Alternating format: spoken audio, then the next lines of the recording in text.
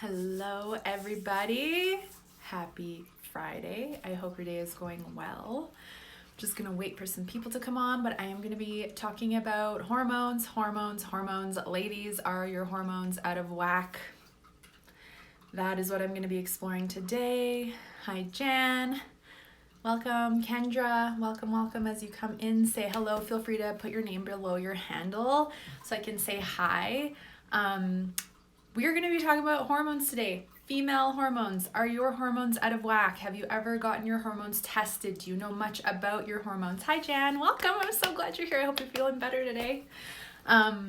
So if you have any questions about hormones, put them in the comments. I'll do my best to answer them. Sometimes specifics are difficult because I don't know your whole health history, but I can definitely guide you and give you some insight. So welcome everyone who's joining. I'm going to be talking about all things hormone health today. So women, of course, we have some very important hormones that really dictate the way we feel in a lot of different ways. Some you may not even know about. Welcome to everyone who's joining. I'm so glad that you're here. And just as an aside, as you are watching this, if you have questions, you can leave them below. If you don't feel comfortable leaving your question in the live chat, you can DM me and I'm happy to talk with you after we're done today.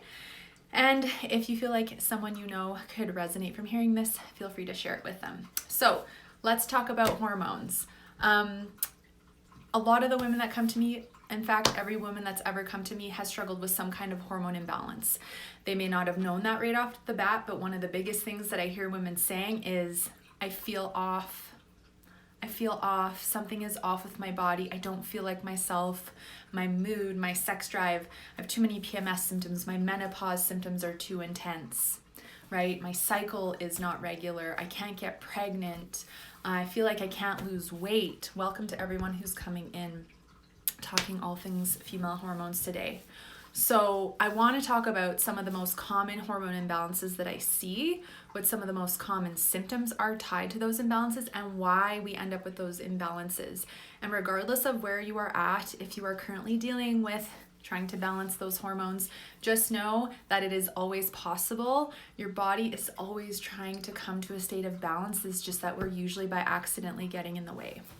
So what causes or contributes to those hormone imbalances in the first place? Number one, we've got to look at your lifestyle and your relationship with food.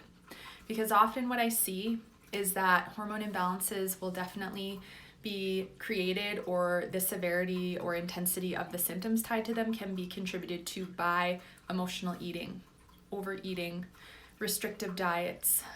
One example that I see quite commonly is a lot of women who do really low carb diets or keto, and this may not be everyone, but I'm speaking for the women who come into my world. They end up really cutting their carbs, even fruits and vegetables, and then their energy plummets. They get more brain fog, their cycle gets irregular, they gain weight instead of lose. And so what can end up happening is if we go on too restrictive of a diet, or we're overeating, binge eating, emotionally eating, binging and purging, whatever it is that you may be experiencing, it puts a lot of stress on the body. Not only physical stress, things like bloating, inflammation, pain, cramping, irregular bowel movements. It can contribute to a lot of brain fog. I don't know if any of you are experiencing brain fog, but you feel like your head's in the clouds, your memory is poor, you can't remember things, you're putting the milk in the cupboard and the cereal in the fridge. Maybe people say, oh, it's just your age. No, your memory should always be crisp and clear. If it's not, it could be tied to a hormone imbalance. So when we stress out the body with the emotional eating behaviors or the restrictive behaviors, things like over-exercising, overbooking your schedule, and saying yes to everyone else and no to yourself, the first imbalance that I commonly see a lot of women struggling with is that their cortisol levels are too high or too low. So cortisol is your stress hormone, and it's produced by your adrenal glands, which sit in the middle of your back. So being that your cortisol is your stress hormone, some common signs that it's too high, some common symptoms: brain fog, the poor memory, feeling really puffy, water retention, feeling really inflamed, like your rings fit tighter on your fingers, your clothes fit tighter, especially in the abdominal area. I find if you're gaining more weight or hanging on to weight in the abdominal area, that is a very common sign of potential cortisol imbalance. Some people refer to it as adrenal fatigue as well. So the abdominal weight gain, troubles losing weight, low sex drive. This is where we can start to see the cycle get more irregular, more PMS symptoms. And I'll often see that people will crave more salt because when your body is in a heightened state of stress, you burn through your minerals more quickly. And so that can give more of the salt cravings. And for some, it's sugar, because the higher your cortisol gets, that stress hormone, the more out of whack your blood sugar gets. And so if you have low blood sugar, you're very sensitive, you feel like you have to eat pretty consistently, or your blood sugar plummets, and then you're hangry and you're irritable, things like that. That can definitely be tied to this high cortisol, or also lower cortisol as well if it gets too low. And welcome to everyone who's joining. If you have any particular questions, feel free to leave them in the comments. If this is resonating with you at all, feel free to comment and let me know. I'm just talking about cortisol. So it can impact the blood sugar. This had a significant impact on me when I was struggling with binge eating and over exercising and restriction. My cortisol was 5 times higher than it was supposed to be. I was exhausted, and I was only about 24, 25 years old. I was exhausted. I was sleeping 11 plus hours a night, waking never feeling rested. That's another very common sign of high or low cortisol, as are afternoon energy lows. So if you feel like you're good through the day, or maybe you're tired through the day, but it just plummets even more in the afternoon, that is a very common sign that that cortisol could be out of whack. So I find that this is one of the foundational pieces, because once the cortisol goes out of whack, it can really have a domino effect and start impacting all of your other hormones, or some of them, just depending on how long this has gone on for. So after the cortisol has been elevated for too long of a period of time, and we don't know how to address it and look at it and understand what's going on and how to balance it, what can end up happening is the adrenal glands that produce your cortisol, they get really exhausted and they get depleted, and they go, wow, if I've got to keep pushing out and pumping out all this cortisol, Mel, I will totally give you some suggestions today on that soon. So thank you for your question. I will definitely come back to that, okay? Thank you for asking. So when we have the elevated cortisol for too long, or I'll start with the elevated, the adrenal glands get tired, and then your body goes, I have to keep you functioning at this high overwhelm, stress, fight or flight level. So your body starts to steal other hormones to convert into cortisol to keep your body going at this high fight or flight stress response. So for females specifically, I will see a lot of women with underactive thyroid. So these go hand in hand. And that is because the body will steal the thyroid hormones to convert into cortisol to keep that level at such a high rate, because there's stress, there's emotional eating, there's over exercising, not enough sleep, too much tech stimulation, you're overbooking your schedule, whatever those things look like. So then eventually the thyroid can get impacted, and I see this quite often too. I dealt with this, the high cortisol, the underactive thyroid, and I see a lot of my clients dealing with it too when we start working together, and it's the same kind of picture. So I want to talk a little bit about what happens. I'll come back to the thyroid. I'm going to talk more about that. And it is possible to balance underactive thyroid. I see it all the time. So first hormone the body will steal is thyroid hormones, and then the thyroid can get underactive, and I'll talk about common symptoms of that right away. After thyroid hormones get depleted, the body will usually steal progesterone to convert into cortisol, and then this is where your progesterone gets too low, and this is where we start to see only 1 or 2 3-day cycles at most, months where you don't get your cycle, maybe you're struggling to get pregnant. This can be because of cortisol imbalances, could be one of the potential things. So then we see low progesterone, brain fog, low sex drive. Those can be signs of low progesterone as well, and also the cortisol. So that is usually the next thing that gets stolen. So at some point, the cortisol can go from being way too high, and then it starts to plummet because the body is just in this overdrive. The root issues of the stress are not being addressed. And then it can get to the point where it gets too low, and you can go into more of an adrenal burnout. So if this is happening, you'll feel very tired. It will feel very hard to get out of bed. The brain fog gets worse, the memory gets worse, the puffiness, your digestion tends to get more sensitive. You feel more inflamed. You feel more sensitive to more foods potentially. Your bowels may not be regular and consistent, whether you're more constipated or they're looser. You may have more headaches. Not that I want to just sit and talk about all the symptoms, but I want to share with you what the symptoms will look like, because you may be dealing with this and not realize it, and or I want you to know you're not alone and there are things that we can do to address this. And I am going to get there. Like I said, I can't make specific like recommendations to each person because I need to know your health story and be supporting that, but I will definitely address the cortisol piece and how we can start working on that. Okay. And welcome to everyone who's coming in. I'm chatting hormones, female hormones. If you have questions, leave them in the comments. If this is resonant for you, definitely let me know. If you don't feel comfortable leaving a public comment, you can DM me and I'm happy to talk to you after I'm done. So what we want to look at is if the adrenal glands are stressed out and you've had this high-low cortisol picture, you know, have you been told that your thyroid's underactive, or maybe you suspect it might be? I actually want to talk about that next and some common signs of thyroid imbalance, the underactive thyroid. Oh, and thank you for the hearts. I'm so glad you're here. This is so common. I've never worked with a woman who has not had hormone imbalances, and in 8 years, about 1,000 women now, I've never had a client not have some kind of hormone imbalance. Like, that's significant, 100%. If you feel like you're struggling with hormone imbalances, but it's getting brushed off by whomever you're seeing, they're not doing the testing, they're not listening to you, you don't feel heard and supported, I highly encourage you to get different healthcare support, because there probably is something going on. Your intuition doesn't lie, and if you feel off, you've got to listen to that and be your own champion and get the support that's going to help you identify the root issues. I see women coming to me going, I know something's out of whack, I know something is, but my practitioner won't do the test, or they keep telling me like it's just stress or it's just in my head, and that's usually never the case. And once we, you know, really dig deep, we can see what's going on and address it. And it doesn't matter whether you're in your 20s, 30s, 40s, 50s, 60s, 70s, like I've seen all those ages and we've worked on that. So I just want to give you some reassurance that it can be addressed, but you need to be heard, and you need to make sure that whoever you're working with is supporting you with those requests and those needs. Very, very important. You deserve to know what's going on in your body. So signs of underactive thyroid: low energy, especially upon waking, brain fog, cold hands and feet, okay?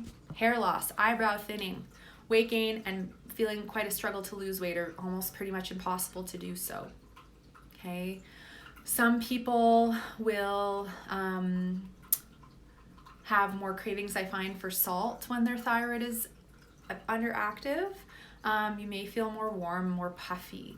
So this often comes as a result of the cortisol being too high or too low. It's very rare that I see someone with an underactive thyroid and not also have a cortisol imbalance. So I want to like dissect all this out for you to see that everything is so connected, and it may be one thing or it may be multiple things, and that you're not alone. You're not crazy. There's not something wrong with you. It's just that we want to find these imbalances and understand why they've been going on so that we can correct them and balance them so that you can feel amazing, because you deserve to. Very important that you deserve to have your optimal health. And even if you're currently struggling with something like this, it is possible to address it and minimize or have you be free of the symptoms. Even if it's something like PCOS or a diagnosis you've received. I have a client who has been working on that, and she's now had 3 positive ovulation tests in the last 3 months after starting to deal with emotional eating and, you know, self-care and managing stress, etc. It's super powerful what can happen when we do the deeper work, okay? So that's the thyroid, underactive. I normally don't see overactive, it's very rare, which means your things are revving at too high of a rate. So the next thing that I usually see, like I said, is the low progesterone. The problem with progesterone estrogen balance is we like them to be in a balanced state. So if progesterone goes down, estrogen has no choice but to dominate and go up.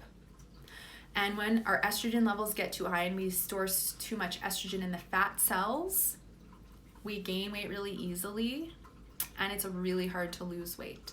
I went through this when I struggled with food addiction, when I stopped binging, I was still exercising, and my stress was still high, and all the damage that I did to my hormones from the binging was still happening. And so I was gaining weight like crazy, even though I wasn't overeating, and it was blowing my mind. I could not figure it out. And so then I did some extra testing and discovered my estrogen was 10 times higher than it was supposed to be. My progesterone was way too low, and it was caused by that elevated cortisol that I was talking about earlier.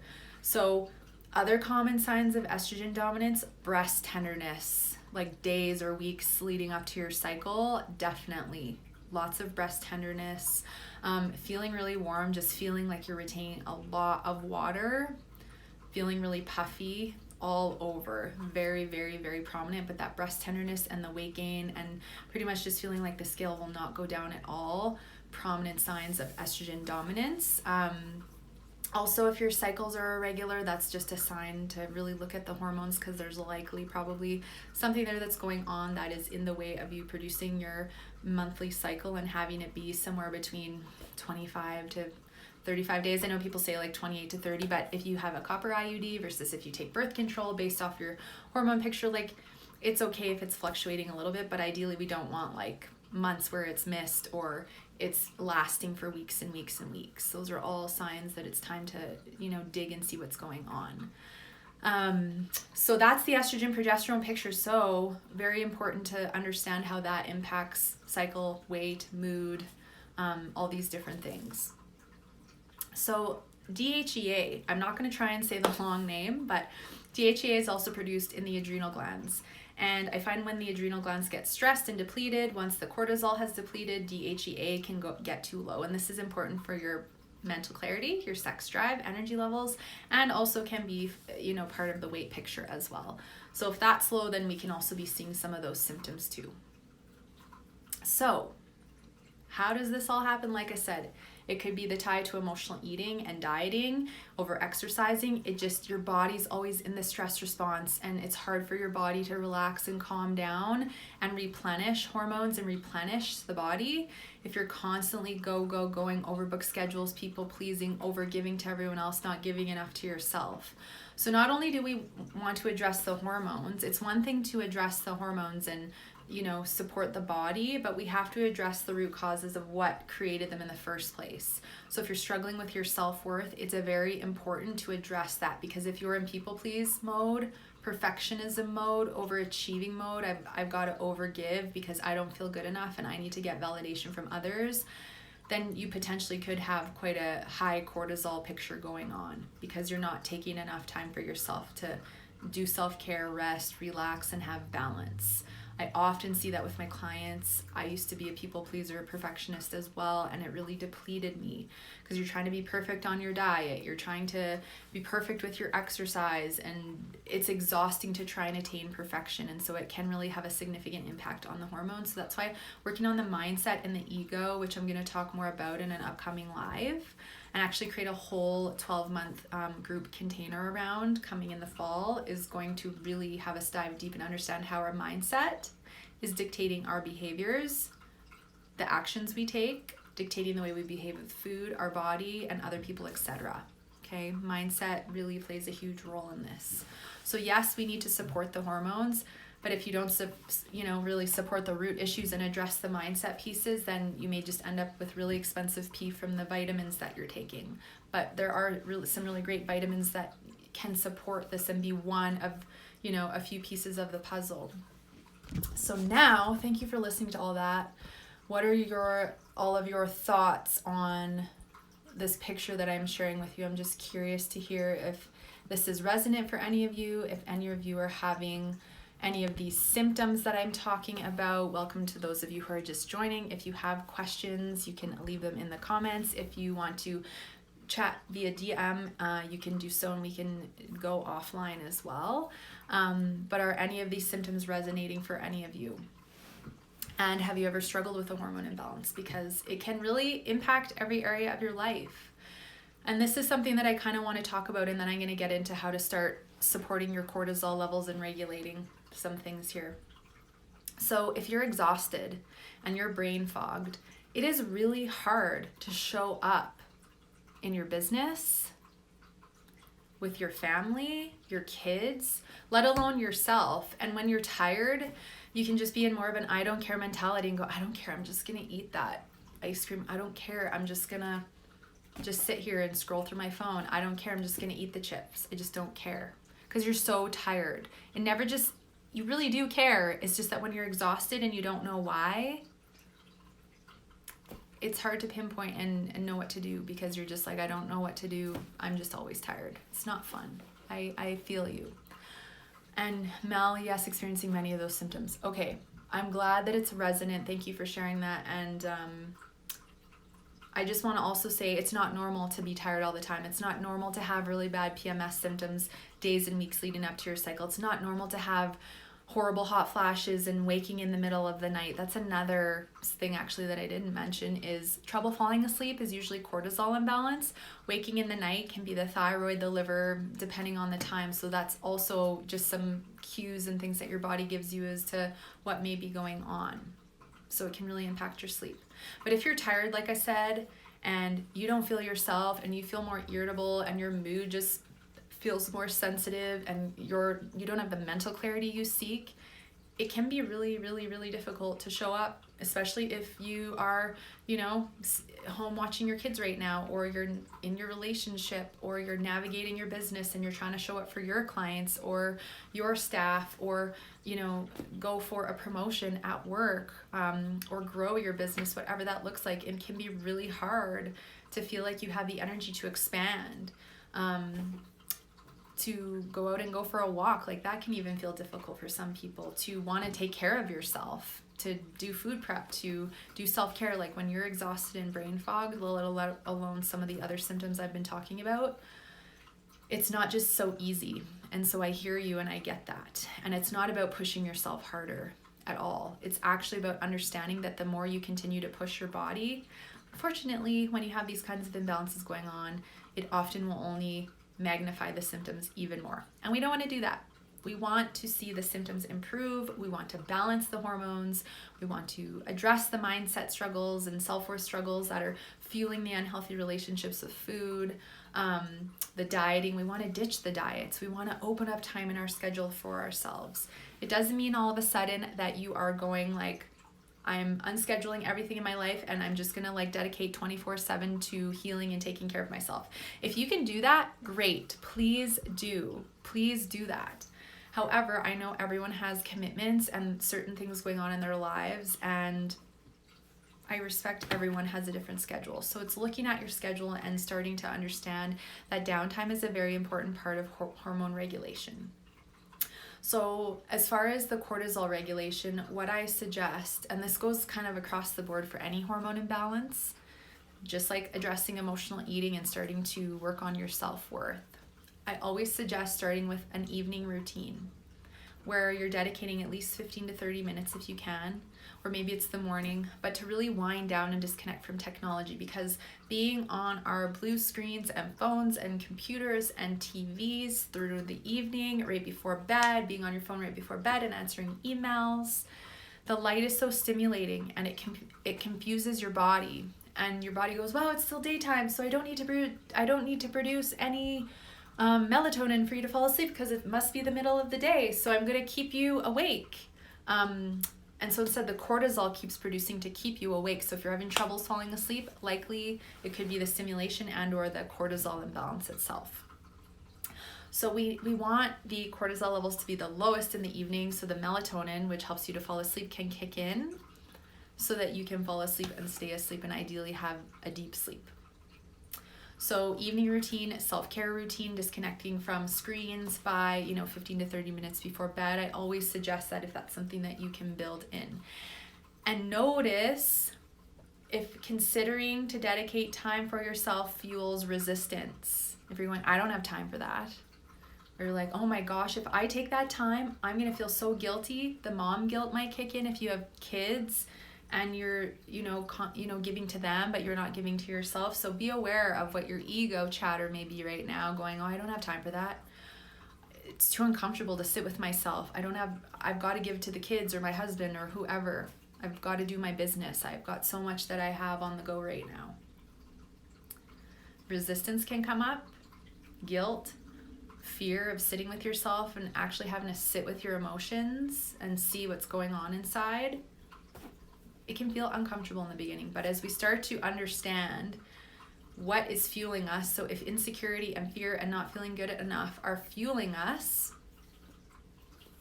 that stresses out the hormones. Versus if we're more grounded, more relaxed, at more peace, we're likely not going to go into things like people-pleasing tendencies.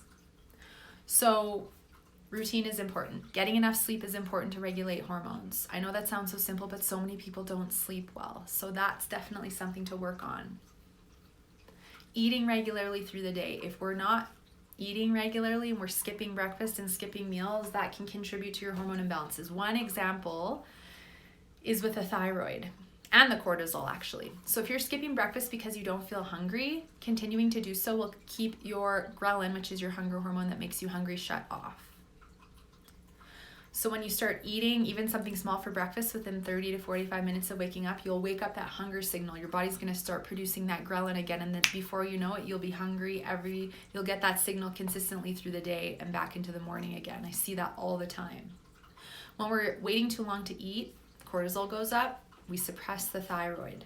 I know it's so innocent, you don't mean to do it, but this is actually what happens. So eating regularly is really important for cortisol regulation. Drinking enough water. If you're dehydrated, your body's producing a stress response. Addressing emotional eating is very important for hormone regulation. If we don't address the stressors that are constantly going into the body and stressing us out, not a lot changes. We also want to make sure that we are working on having healthy ways to cope with stress, aside from food and binge watching TV, alcohol, things like that. So do you have a self-care routine where you are dedicating time to journal or go for a walk or yoga or gentle stretching or read your favorite book? Are you taking time to, make good food and have nourishing food available so that you're not eating things that are constantly overstimulating your system? That's another big one, of course. And then we get into specifics. So I cannot make any specific supplement recommendations here just because, again, I need to know your current state of health, medications, history, etc. But I will tell you some things that I do love that can help. Okay, and welcome to those who are joining. So glad that you're here. Welcome, welcome, welcome. Just talking about hormones and ways to regulate cortisol. If you missed the beginning, I will post it on my feed after and you'll be able to go back and watch the replay.